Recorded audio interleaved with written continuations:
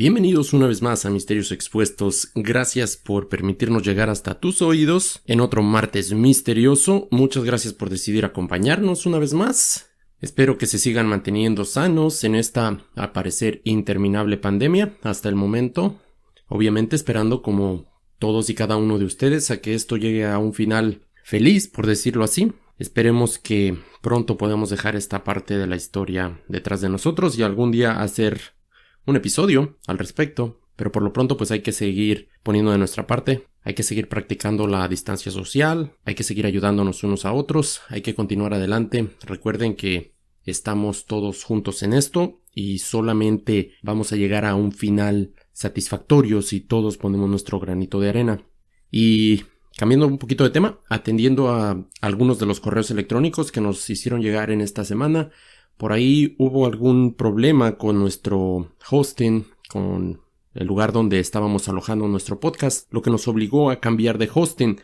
En el proceso por ahí nos enteramos que hubo alguna serie de problemas en cuanto a reproducciones. Algunas personas no nos podían encontrar los últimos capítulos que habíamos liberado, pero ya al parecer todo se normalizó. Esperemos que ya se hayan arreglado todos esos pequeños detallitos. De igual manera, si alguien todavía sigue experimentando algún problema, no hemos dejado de transmitir. Si por ahí algún martes no están recibiendo el episodio, háganoslo saber para poder tomar cartas en el asunto y ver en qué aplicaciones en la que sigue fallando por ahí el sistema.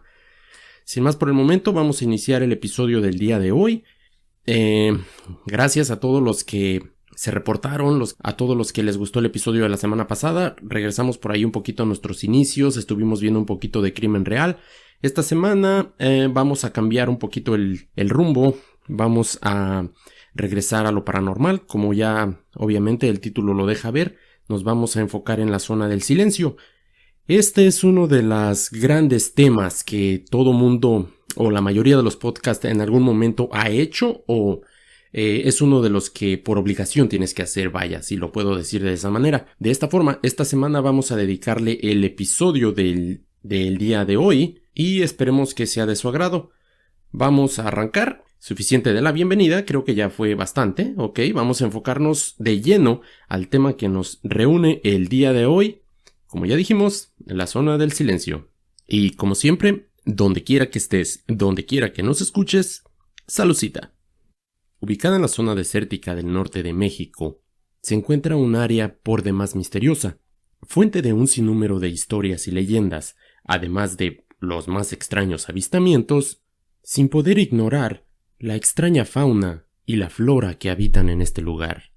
A primera vista pensarías que estás en otro planeta, debido a las formaciones y las extrañas apariciones que en algunas ocasiones la gente ha reportado. De algo estoy seguro. Todo esto, por fantástico que parezca, se reúne en un solo lugar. Una última cosa. Si te adentras en este lugar solo, nunca confíes en tu brújula. Y, si esperas ser rescatado, tal vez la última opción que debas utilizar sea un radio. Bienvenido a la zona del silencio. Comenzamos.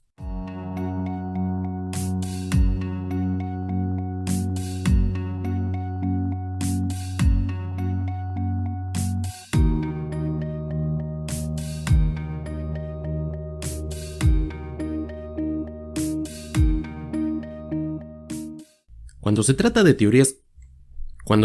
teorías de conspiración, hay una gran diferencia entre algunas leyendas urbanas inofensivas y una creencia peligrosa o potencialmente amenazante.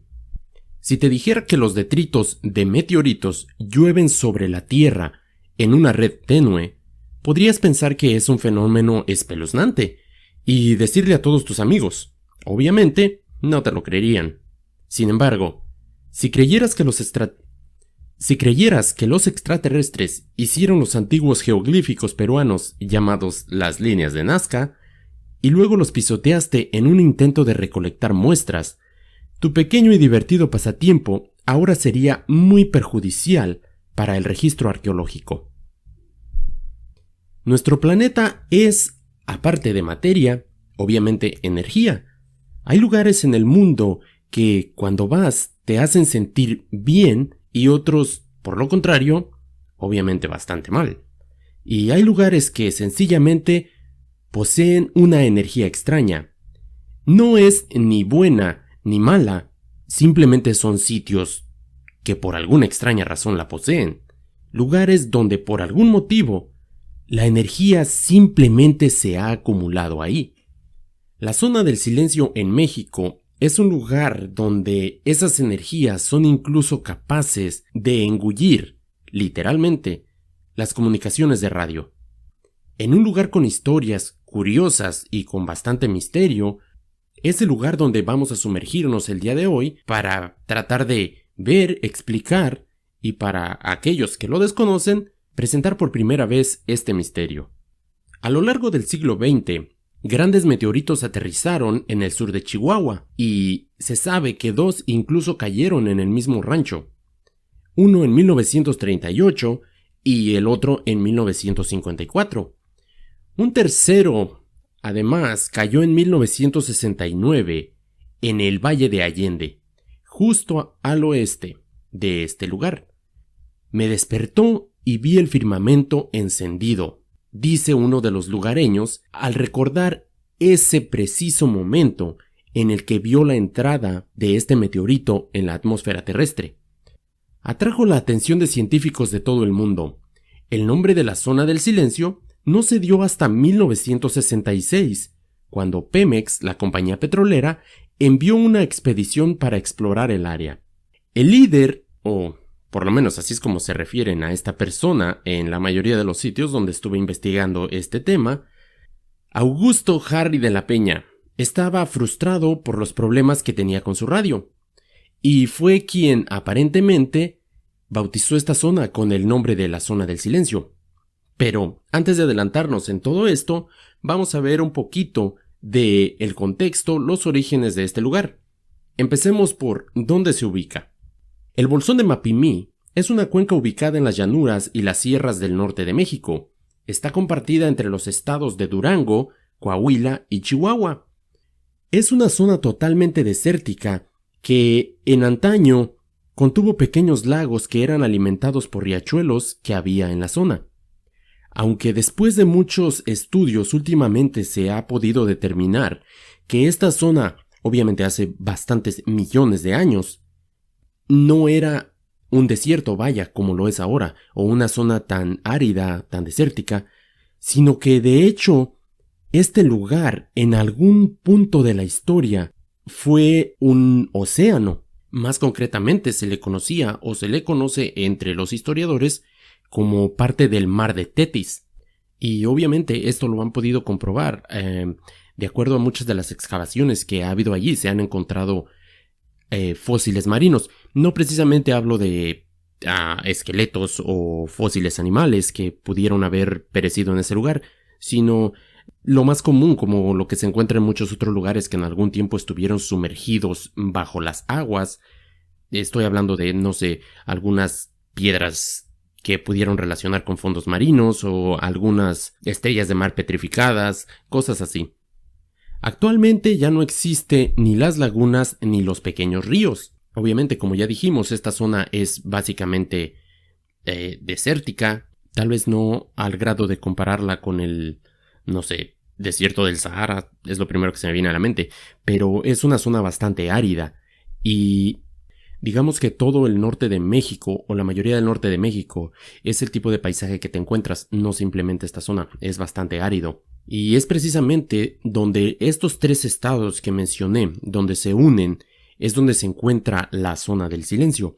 Dicho todo esto, hay 2 formas de acercarse a la zona del silencio: el lugar místico de la reserva de la biosfera de Mapimí en Durango, México. Por un lado, podríamos divertirnos y hablar sobre las leyendas que abundan, que la señalan como un lugar donde las señales de radio y televisión se pierden, básicamente, que las brújulas se niegan a funcionar o que se ven personas demasiado grandes para la zona en cuanto a estatura antes de desaparecer en el aire.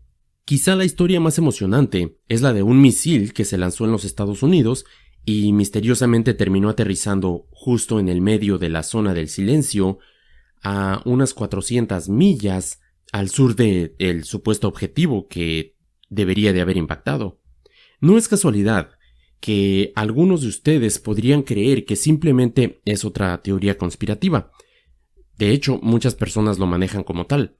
Pero luego, por otro lado, está lo que algunas personas llaman como un hecho perjudicial de continuar el mito y tratar de darle más importancia de lo que se merece a este lugar. Básicamente lo que estas personas dicen es que hay muchas personas que siguen alimentando las historias y esto hace que se crezca más todo el misterio alrededor de este lugar. Pero, pues, ¿sabes qué? Es justo lo que vamos a hacer el día de hoy, porque si recuerdas, este podcast se llama Misterios Expuestos y es lo que hacemos aquí. Ambos misterios son lo suficientemente importantes, así es que vamos a hablar de ellos. Y vamos a comenzar con el supuesto inicio de este fenómeno. Pues cada sitio de internet en el que busques información de esta historia se habla de un supuesto misil que habría estallado en esta zona del estado de Durango. Pero el inicio de los eventos extraños se remonta hasta 1930. Así es que abroche su cinturón, nos vamos a montar en el DeLorean y vamos a regresar en el tiempo. En 1930, cuando un piloto con el nombre de Francisco Saravia estaba volando sobre el área y afirmó que sus instrumentos se volvieron locos, literalmente, y su radio dejó de funcionar. Esta es la parte que vas a encontrar en cada sitio donde busques la historia de la zona del silencio. Y, si me lo permites, quiero hacer justicia el día de hoy hacia esta persona, porque en todas las historias que he escuchado acerca de la zona del silencio, solo mencionan esto así. Sí, una vez un piloto, un fulano de tal, bla bla bla, dijo que sus brújulas fallaron. Esta persona, para los que no lo sabíamos hasta el día de hoy, como este servidor, fue uno de los pioneros de la aviación mexicana, del cual todos los que llevamos sangre mexicana corriendo por nuestras venas deberíamos sentirnos orgullosos. Francisco Saravia, oriundo de la ciudad de Lerdo, Durango, fundador de la empresa Transportes Aéreos de Chiapas, abrió los caminos del aire de los estados de Tabasco, Chiapas, Yucatán y Quintana Roo. Un genuino pionero de la aviación comercial mexicana, Saravia superó todas las marcas de velocidad al volar de Los Ángeles a la Ciudad de México. A principio del año 1939, Saravia logra la misma proeza en todas las rutas abiertas: México-Chetumal, México-Mérida, México-Guatemala. Básicamente, en cada lugar que él volaba, rompía los récords de velocidad. En uno de sus más grandes logros, Saravia recuperó la marca de velocidad para la ruta México-Nueva York. Y así el 24 de mayo en 1939, exactamente a las 6:52 de la tarde, el Conquistador del Cielo se deslizó sobre una pista improvisada en el campo Balbuena, ante observadores de la Federación Aeronáutica Internacional y la Asociación Nacional de Aeronáutica que registró el vuelo. Saravia y su conquistador llegaron a Nueva York, al campo Floyd Bennett, a las 16:40 horas. El propósito de Saravia de romper la marca de velocidad había sido logrado. Así el recorrido México-Nueva York fue completado en 10 horas y 47 minutos. Una marca sin precedentes para esos días. Ok, ya terminé con el momento patriótico. Gracias por permitírmelo, continuemos con la historia. Las fallas observadas en las brújulas, muchos las relacionan con los fenómenos ocurridos en el Triángulo de las Bermudas, llegando a llamar esta zona como el Triángulo de las Bermudas mexicano. Pero, como todos sabemos, cada uno de los lugares donde hay algún fenómeno como este, siempre se le denomina el Triángulo de las Bermudas de esto o el Roswell de lo otro. Aunque lo que sí es una realidad es que se encuentra ubicada en el paralelo 27, el mismo paralelo donde se ubican las pirámides de Giza y el Triángulo de las Bermudas. En lo personal, creo que el nombre de la zona de silencio ha sido y debería de ser siempre con el que nos refiramos a esta zona. Y volviendo al tema, el supuesto misil que impactó por accidente las tierras duranguenses, pues según documentos desclasificados en el 2015, es una realidad, es cierto, sucedió.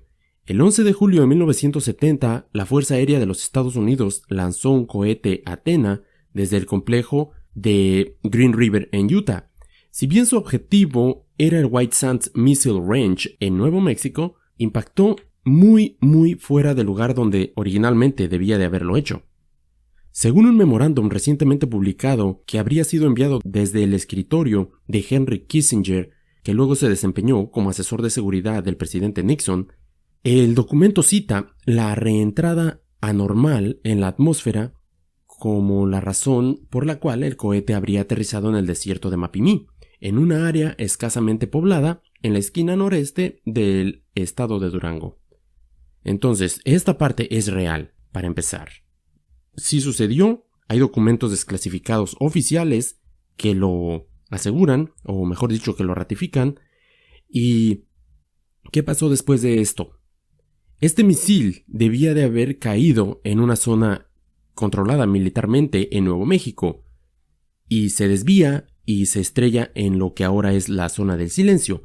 La relevancia de este impacto es que este cohete llevaba en su interior una pequeña cápsula que contenía cobalto 57, un elemento por demás radioactivo. Y he ahí el problema, porque no solo estabas voluntaria o involuntariamente estrellando un misil en un país extranjero, sino que podría desatarse un fenómeno radioactivo que podría salirse de control, salirse de las manos de ambos gobiernos. De esta manera llegamos al punto de qué fue lo que causó esto, qué fue ese algo o ese alguien en el interior de la zona del silencio que hizo que este misil no cayera donde debería. Una de las teorías dice que llegando ya a Nuevo México, el misil desvió su rumbo a causa de las interferencias provenientes de la zona del silencio, variando su dirección para ir a estrellarse directamente a ese lugar. La otra teoría, no menos sorprendente, dice que, sabiendo desde Estados Unidos los numerosos avistamientos de ovnis y casos extraños que sucedían en esta zona de México, desviaron intencionalmente la guía de ese misil o su objetivo, las coordenadas que lo iban a guiar, para que fuera a estrellarse precisamente a este lugar. De esta forma, podrían solicitar entrar al territorio mexicano para hacer la supuesta limpieza de este accidente. Y eso es exactamente lo que sucedió, porque después de que el misil se estrellara, el gobierno de Estados Unidos solicitó formalmente al gobierno mexicano poder cruzar su frontera para recoger los restos de este misil. El gobierno de México dio su permiso, pero obviamente con vigilancia por parte militar del país. Los investigadores estadounidenses entraron para hacer la investigación pertinente con custodia militar mexicana, y de repente se sucede una petición francamente extraña. La excusa, la pequeña cápsula de cobalto 57 que se encontraba en el interior del misil. Como ya mencioné, este elemento es altamente radioactivo. En muy poco tiempo, después de que les autorizan la entrada, se construyen carreteras por donde circulaban cantidades enormes de camiones cargados con tierra del lugar. Y no solo eso, para aligerar el tema, hasta se construye una pista de aterrizaje donde llegan los aviones supuestamente asignados para la tarea de limpieza y tener un link directo hacia la zona del silencio. Por extraño que parezca hasta este momento, esto se pone todavía mejor, porque Wernher von Braun estuvo también aquí por 28 días después del accidente, dice un residente local al ser entrevistado. Wernher von Braun, el famoso científico de cohetes nazi, que, si lo recuerdan, de nuestro episodio número 2, Los cosmonautas perdidos, esta persona fue uno de los que ayudó al régimen nazi con la construcción de todos sus cohetes, sus armas, y es al que se le da el crédito de haber ayudado a NASA a llegar a la Luna, supuestamente.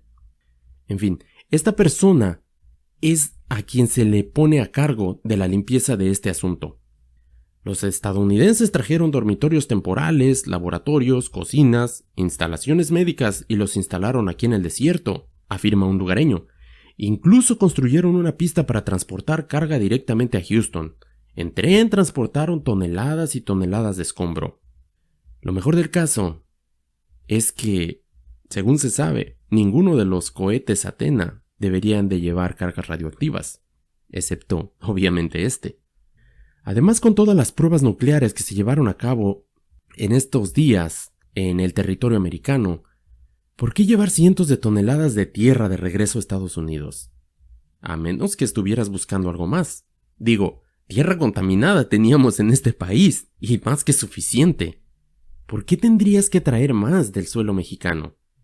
El hecho de que se tratara de un objeto que potencialmente podría causar una guerra entre los dos países fue tal vez la historia perfecta para poder ingresar las fuerzas estadounidenses, como ya dijimos, al territorio mexicano. Y en este punto vamos a dejar volar un poco la imaginación y darle un poco de reflectores a una de las teorías conspirativas que se refieren a este incidente, pues, según algunos teóricos, tal vez no fue un misil estadounidense lo que se impactó en esta remota área desértica, sino que tal vez pudo haber sido algo proveniente de un lugar mucho más lejano. Y sí, en concreto, algunas personas aseguran que el supuesto misil no fue otra cosa, sino otro incidente similar al ocurrido en Roswell, Nuevo México, en 1947. Y esto lo basan en el gran hermetismo en torno al proceso de limpieza del sitio de impacto. Se tendió un corto tramo de vía desde la estación de Carrillo para sacar los restos del supuesto aparato, bajo el supuesto de que estaban contaminados con desechos radioactivos.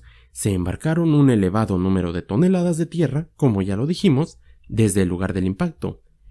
Recordemos en este momento que documentos oficiales desclasificados que presentamos al inicio, donde se habla de cientos de toneladas de tierra. Hay quienes dicen fueron 20, fueron 30. Este documento oficial habla de cientos y cientos de toneladas que se trasladaron bajo un fuerte dispositivo de seguridad, de manera que ni los lugareños pudieron ver los restos del cohete.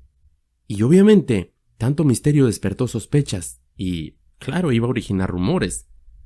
Uno de los rumores es el hecho de que, como ya mencioné, tienes bastantes toneladas de tierra, toda la tierra contaminada que quieras, la tienes en este lado, donde se sabe que estaban haciendo pruebas nucleares. Pero donde se pone interesante es cuando ya pones el nombre de Von Braun ligado a este asunto. ¿Por qué? Porque como ya dije, esta persona fue uno de los encargados de todo este movimiento nazi, ayudándolos a realizar sus cohetes, el B-2, bla bla, todos esos grandes proyectos que estuvo haciendo con ellos.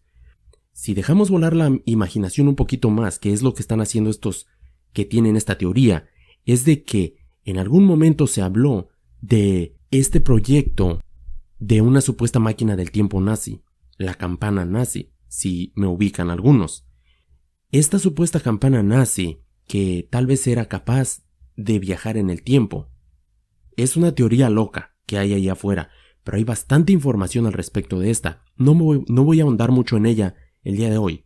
Tal vez en el futuro hagamos un episodio acerca de ello. Esta campana nazi supuestamente funcionaba a base de magnetismo. Hay un hecho donde supuestamente la tenían encadenada, la encendieron, rompió cadenas, bla bla, desapareció. ¿Por qué la traigo a colación? Porque esta campana funcionaba a base de magnetismo. ¿Quién estaba detrás de todo esto? Von Braun, los nazis. ¿Quién está en este lugar extrayendo cientos, tal vez miles de toneladas de tierra de este lugar que se presume que tiene un magnetismo increíblemente alto? El mismo Von Braun. Muchas cosas se alinean en esta conspiración. Como dije, le iba a dar luces y le iba a dar reflectores, porque por más loca que parezca, tal vez no fue un misil lo que se estrelló a final de cuentas, y simplemente ¿inventamos algo para poder entrar al territorio mexicano? Se los dejo a ustedes. ¿Qué piensan? Los que conocen la historia de la campana nazi, tal vez ya la ubicaron. Son muchas coincidencias. Debido a los diferentes sucesos que aquí se dice que ocurren, vamos a presentarlo por partes, iniciando con el extremo nivel de magnetismo, que según algunas fuentes trata de explicar el fenómeno que sería la causa de que las brújulas y algunos aparatos dejen de funcionar. Teniendo en cuenta que nos encontramos en una zona desértica, aproximadamente 50 kilómetros cuadrados es donde la mayor actividad se lleva a cabo. Aventurarse en esa zona sin conocer el terreno es peligrosísimo, por decirlo menos. Lo que realmente es curioso es que, aún siendo una zona notablemente rocosa, se han hecho investigaciones sobre el terreno que indica que las piedras y las rocas del lugar apenas contienen hierro, con lo que la pregunta es inmediata: ¿de dónde sale ese magnetismo lo suficientemente potente como para volver locas a las brújulas e impedir que las ondas se propaguen si las piedras que hay en la superficie casi no tienen metal? Pues no se sabe con toda seguridad, pero se especula que hace millones de años cayó un gran meteorito que hoy en día estaría enterrado a muchos, tal vez kilómetros, bajo la superficie terrestre, y que es lo que está causando ese magnetismo tan fuerte como para provocar interferencias en las señales, en las brújulas. Y de hecho, aún hoy en día la zona del silencio es el lugar de nuestro planeta donde caen más meteoritos por metro o kilómetro cuadrado, como lo quieras tomar, supuestamente atraídos por este nivel de alto magnetismo. Sabiendo el tamaño que tiene, no deja de ser curioso que en tan pequeño espacio de tierra, cientos de meteoritos vayan a parar al mismo lugar cada año. Lo cierto es que si dejamos de lado lo posible o no de que cayese un meteorito en esta zona hace tantos y tantos cientos o miles de años, es que existe la leyenda que podría hablar de lo mismo, pero con un final un tanto diferente. ¿A qué me refiero? En una leyenda milenaria que ha pasado de boca en boca por los grupos indígenas de la frontera de Zacatecas y Coahuila, la leyenda habla de los hermanos blancos. Esta es entre los nativos, que supuestamente bajaron del cielo montados sobre una estrella y aterrizaron sobre lo que hoy se conoce como la zona del silencio. Es una leyenda, como muchas que hay en muchas culturas donde nos hablan de visitantes antiguos y que muchas veces las damos como, es solo folclore. En fin, quise mencionarla esa porque hay una que existe en esta zona. Pero volviendo a las ondas de radio, aparentemente se comportan de manera extraña en este lugar. Son incontables los videos que puedes encontrar en la red donde se muestran supuestas anomalías, aunque algunos de ellos podrían ser fácilmente calificados como falsos, y otros que la verdad sí te obligan a pensar en qué tanto el folclore local es cierto. En lo personal, esta vez sí puedo hablar en primera persona, he tenido la fortuna de estar en esta zona, pero mi experiencia se las voy a contar después de un pequeño break. No te vayas, regreso en un minuto.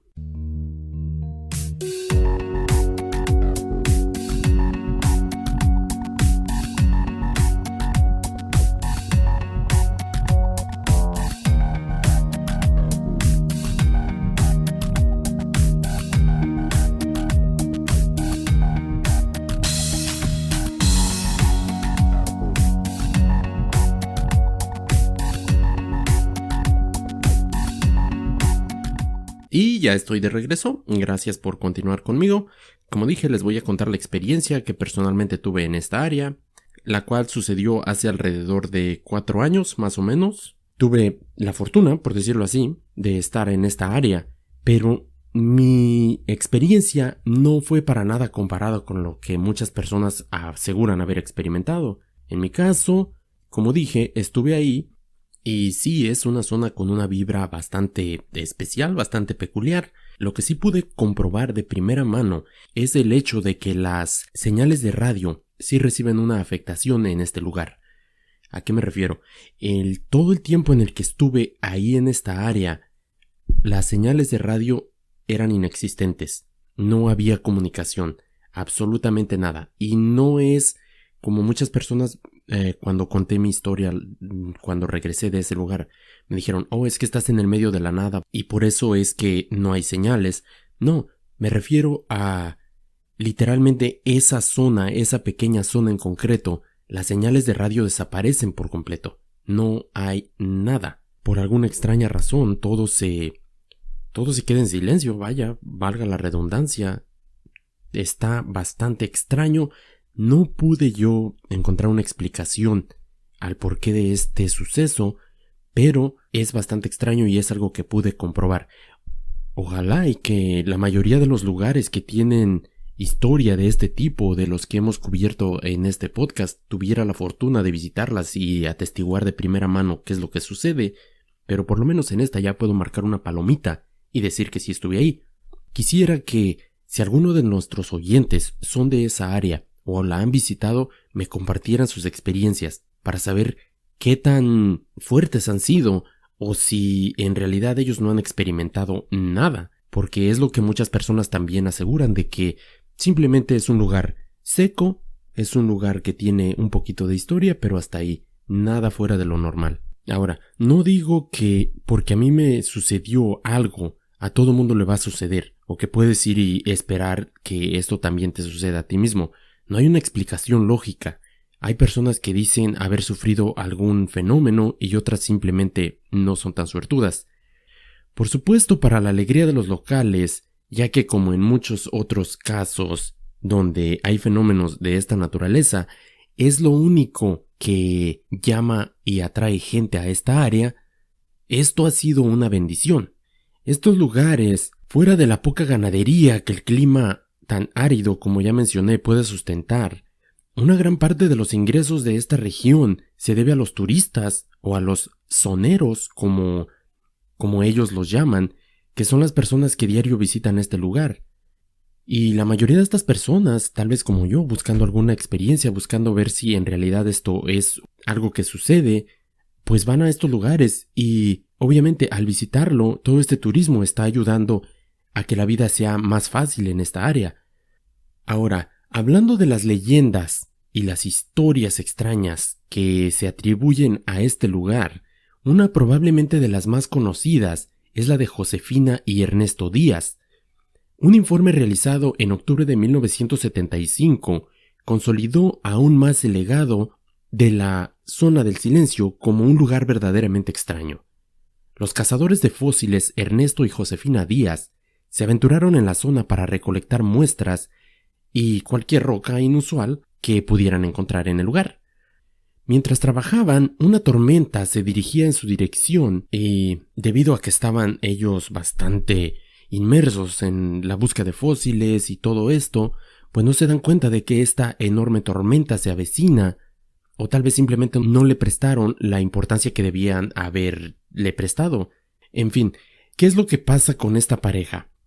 Cuando se dan cuenta de que esta tormenta es más grande de lo que ellos habían previsto, pues ya es demasiado tarde. Tratan de irse del lugar, pero el lugar ya está anegado. Vaya, es un aguacero terrible y su camioneta se queda atascada. Ellos relataban que de pronto se había convertido todo en un lodazal, como un lecho pantanoso.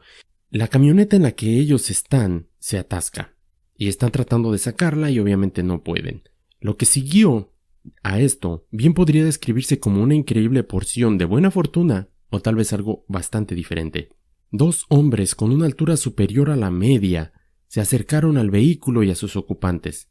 Se ofrecieron a ayudarles a puchar la camioneta que estaba atascada. Ambas personas se cuenta que llevaban ropa idéntica, un impermeable amarillo y una gorra. La camioneta de Díaz empezó a moverse después de que estas personas empiezan a pucharlas. La sacan del atolladero donde estaba y los ponen fuera de peligro. Estas dos personas, cuando se ofrecen a ayudarles, les dicen que se queden dentro de la camioneta, nosotros tenemos esto, les vamos a ayudar. Ernesto ignora las instrucciones de permanecer dentro de la camioneta y sale a agradecerle, como cualquier buena persona, trata de agradecerles porque los hayan sacado. Quienquiera que haya sido estas personas que los ayudaron, para el momento de que él sale de la camioneta, ya se desvanecieron. Y lo que es más extraño, afirman que ni siquiera había huellas de alguien más, fuera de las huellas de los rodados de la camioneta. No había huellas de nadie más, como si nunca nadie hubiera estado ahí. Bastante extraño, pero como dije, esta es una de las más famosas que se atribuyen a esta área. Otra historia por demás extraña es la que nos habla de un trío de personas que aparentemente se aparecen de la nada. Ha habido testimonios sobre seres extraños en la zona, especialmente la de 3 personas que muchas personas relatan o se refieren a ellos como el trío de hombres rubios. Un rancho particular tiene una historia acerca de estas personas. Según las personas que trabajan ahí, los 3 miembros de este grupo vestían ropa que no era para nada adecuada a la que deberías de estar usando en un ambiente desértico. Supuestamente todos hablaban muy buen español y siempre se dirigen a estas personas como muy educadas o extremadamente educadas. Aunque en este caso hay quienes decían que eran de muy buen ver, no sé si el típico estereotipo de la persona blanca, o en fin, pero lo que sí es de que no encajaban con el entorno. No es una sola visita la que estas personas reportan. Hay varias ocasiones en que las mismas 3 personas llegan al lugar, y siempre por el mismo motivo. Los 3 solicitan llenar sus cantimploras de agua del pozo de la propiedad, pero nunca piden comida. Según el personal del rancho, cuando uno de los rancheros se atrevió a preguntarles de dónde venían, después de 2, 3, 4 visitas, no lo sé, obviamente quieres entablar conversación, oye, ¿de dónde eres? ¿De dónde vienes? Solamente le contestaron que de arriba. Cosa bastante extraña, porque, vaya, ¿quién te va a dar esa respuesta? En fin, uno de los reportes más extraños, y que apoyaría de que esta zona es bastante rica en actividad de UFOs, proviene de la década de los 90, la cual nos habla de que, si algunos recuerdan, en el año 91 se vio un eclipse total de sol en México, y hay quien afirma que desde entonces se ha aumentado en gran medida la aparición de luces extrañas en el cielo, de bolas de fuego que bajan de los cerros en medio de la noche, y avistamientos de ovnis o objetos voladores no identificados. No quiero decir que es un platillo volador, simplemente es algo que es extraño en el cielo y que no lo puedes identificar, pero que han aumentado a partir de ese día. Uno de los avistamientos de la década de los 70 nos habla de que antes de las 9 de la noche los residentes del pueblo de Ceballos comenzaron a reportar un objeto rectangular de forma enorme. Los testigos dicen que tenía más o menos 300 metros de largo, con luces de colores alternando alrededor de sus bordes. Desde el interior del objeto se detectaba un sonido como un zumbido profundo. Además, parecía que ese ruido tenía un efecto perjudicial en los perros del lugar, ya que todos aullaban y no dejaban de ladrar a esa cosa mientras flotaba sobre sus cabezas. Finalmente, el objeto se sabe que desapareció después de unos segundos, y todos los testigos coinciden en que se dirigió a la zona del silencio. Este evento tuvo un reporte policial, ya que un tal oficial o jefe de la policía de apodo Chaparro, o no sé si era su apodo o era su apellido, simplemente se refieren a él como el oficial Chaparro, supuestamente hizo el reporte a las autoridades de la capital de Durango, pero debido a que no era el primero y siempre estaban llegando este tipo de reportes de esta zona, pues simplemente lo ignoraron. Dijeron, es uno más del montón, aunque se habla de que ha sido tal vez el más grande o el más importante que se ha dado en lo que es la zona del silencio. Extraño bastante extraño, y son muchísimas las historias. Muchísimas las historias. Una que me encanta, y la primera vez que la escuché me sorprendió bastante, es la que nos habla acerca de Luis Ramírez Reyes.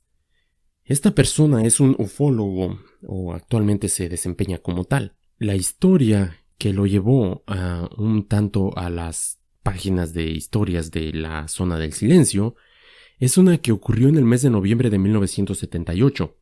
El periodista Luis Ramírez Reyes visitó la zona de silencio como parte de un equipo de reporteros asignados a cubrir una historia acerca de las extrañas propiedades del sitio. Emocionado, decidió adelantarse al resto del equipo.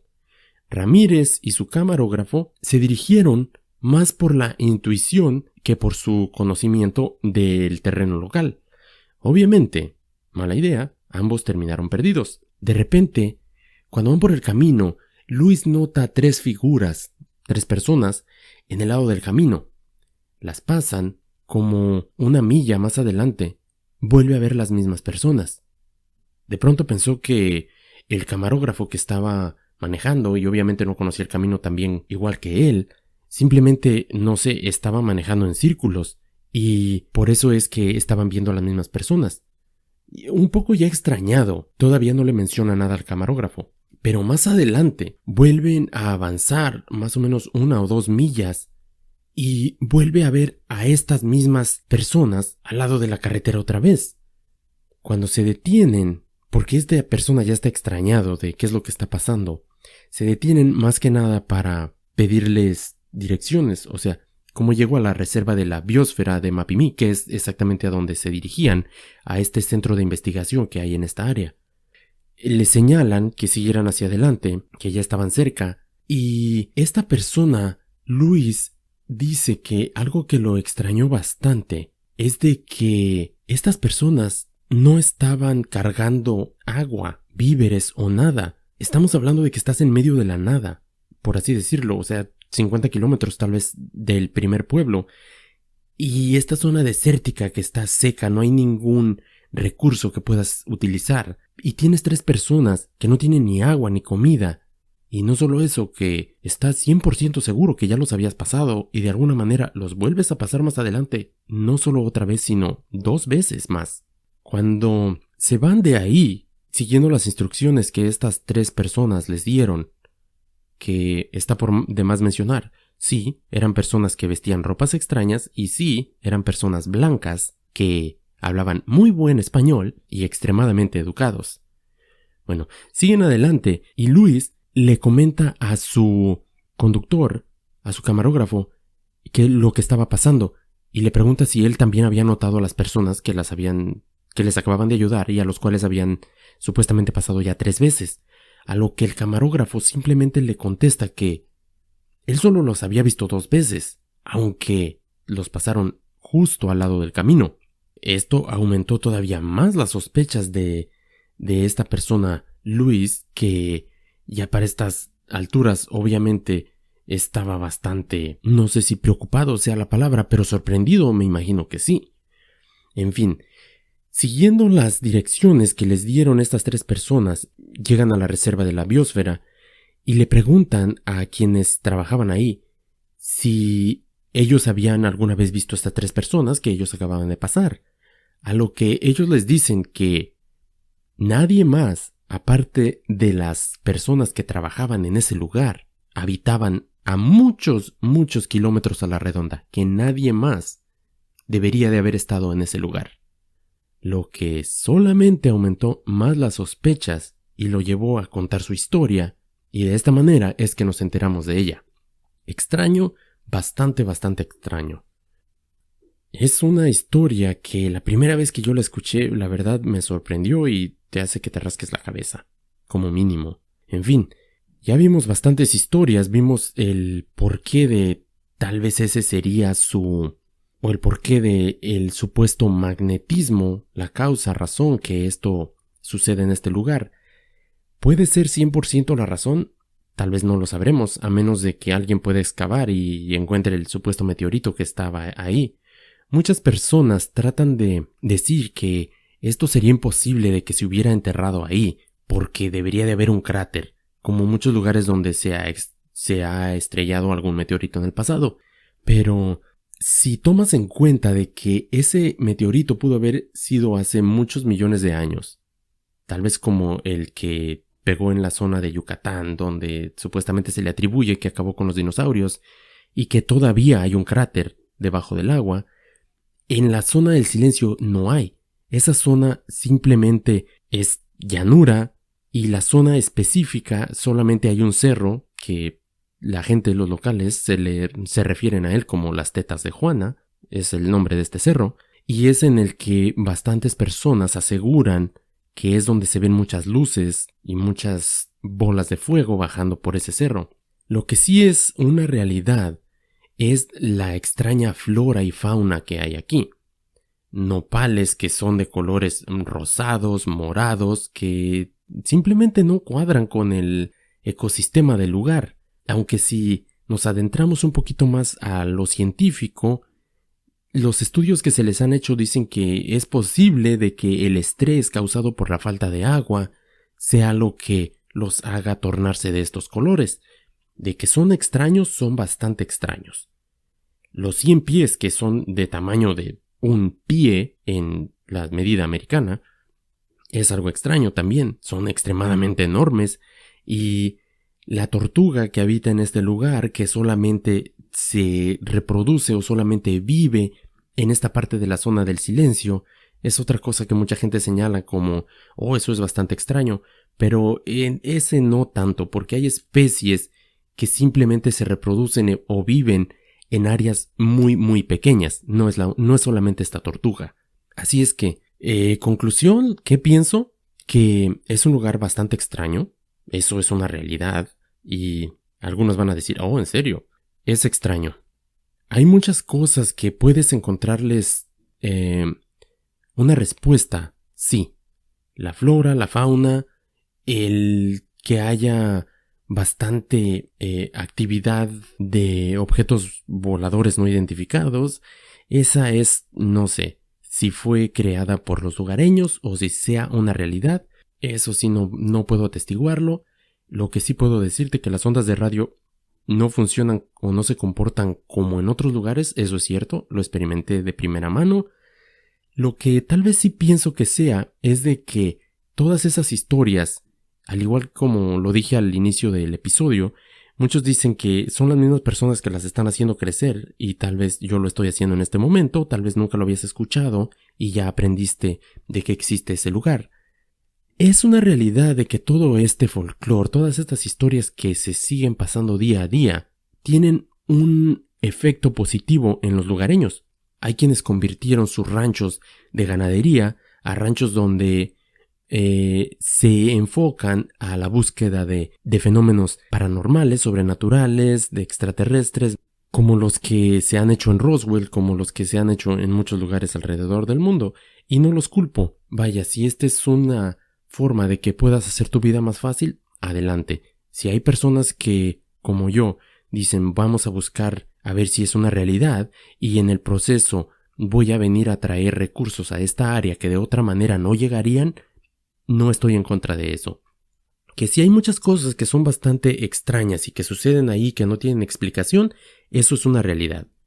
Simplemente la zona del silencio es una zona bastante extraña que, a menos de que un día se encuentre ese supuesto meteorito, pues no sabremos si esa es la causa del magnetismo, de lo que daña las ondas de radio, tal vez, como dije, ¿hacemos crecer la leyenda?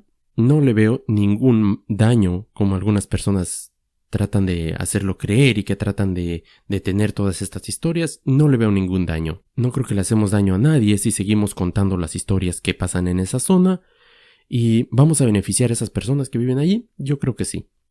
Así es de que esta fue la zona del silencio. Tal vez omití por ahí algún detalle, algún caso. La verdad es que es muy grande el tema para comprimirlo en 50 minutos o en una hora. Espero que lo hayas disfrutado, espero tus comentarios, si te gustó, si no te gustó también, házmelo saber qué partes no te gustó, en qué partes tal vez exageré a tu criterio, en qué partes no estuve 100% exacto, puedes decírmelo, no importa, me encantan también esos correos. Ahí está la página de Facebook también, dale click, dale me gusta, síguenos, por ahí posteamos siempre a mitad de semana un tanto alguna imagen o algo relacionado con el tema que te voy a presentar la semana siguiente para que más o menos sepas qué es lo que va a seguir. Continúa interactuando con nosotros, ya sabes que nos encanta. Como siempre me despido, ya lo sabes, mi nombre es Alejandro, transmitiendo desde el bello estado de Norte Carolina. Te espero aquí el próximo martes, en otro martes misterioso. Mantén esa mente abierta y nos escuchamos en el próximo episodio. Hasta la próxima.